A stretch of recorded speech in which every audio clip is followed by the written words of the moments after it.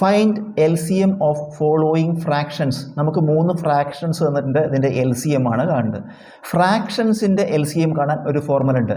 ഫ്രാക്ഷൻസിൻ്റെ L C M കാണാനുള്ള ഫോർമുലയാണ് L C M of numerators divided by H C F of denominators. LCM of fractions is equal to LCM of numerators by HCF of denominators. അപ്പോൾ നമ്മൾ ന്യൂമറേറ്റേഴ്സിൻ്റെ L C M കാണുക. ഏതൊക്കെയാണ്?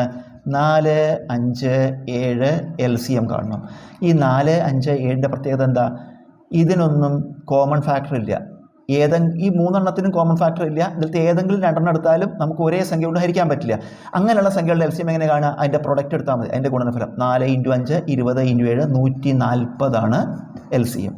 അപ്പോൾ L C M of numerators നമുക്ക് കിട്ടി. അതുപോലെ H C F of ഡിനോമിനേറ്റേഴ്സിൻ്റെ H C F ഏതാ? 13, 7, 5 ഇതിൻ്റെ H C F. H C F പറഞ്ഞാൽ എല്ലാത്തിനെയും ഹരിക്കാൻ പറ്റുന്ന സംഖ്യ വേണം. എച്ച് സി എഫ് എല്ലാത്തിനെയും ഹരിക്കാൻ പറ്റുന്ന സംഖ്യ. ഇതിനെ എല്ലാത്തിനെയും ഹരിക്കാൻ പറ്റുന്ന സംഖ്യ ഇല്ലല്ലോ. അപ്പോൾ അങ്ങനെ ഇല്ലെങ്കിൽ എച്ച് സി എഫ് എപ്പോഴും 1 ആയിരിക്കും. അപ്പോൾ നമുക്ക് ഇത് രണ്ടും കണ്ടുപിടിച്ചു. ഇതിൽ വാല്യൂ സബ്സ്റ്റിറ്റ്യൂട്ട് ചെയ്യുക.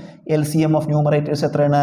140 by L C M H C F of ഡിനോമിനേറ്റേഴ്സോ 1. 140 ബൈ 1 ഉത്തരം 140.